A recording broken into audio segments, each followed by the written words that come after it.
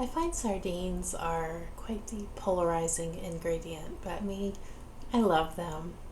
My father was born in Sweden, and my brother and I were eating sardines from age 3 on. I enjoy them quite a bit on a very regular basis, and when I saw this recipe in the book, I was so excited to try it. My mouth was watering. And as I began to put the ingredients out to show you what would be included in the recipe, again, my mouth was watering. The combination of the battered and fried sardine combined with a really flavorful warm tartar sauce sounded so delicious, and this recipe did not disappoint.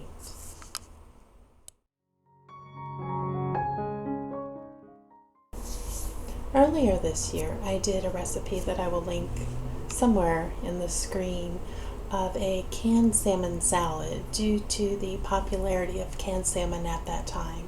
Sardines in the can were popular as well, and they're featured in this book.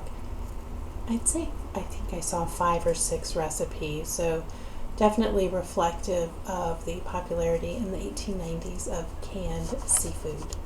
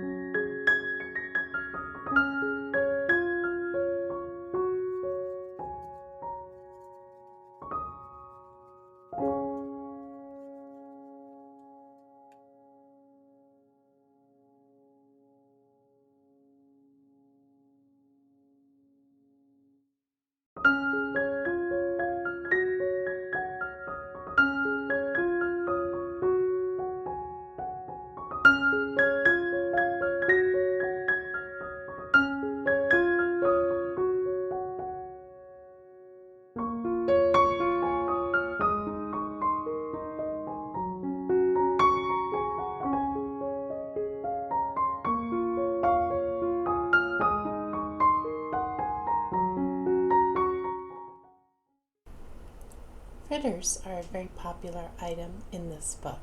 I'm quite anxious to make a few of them for you in the future.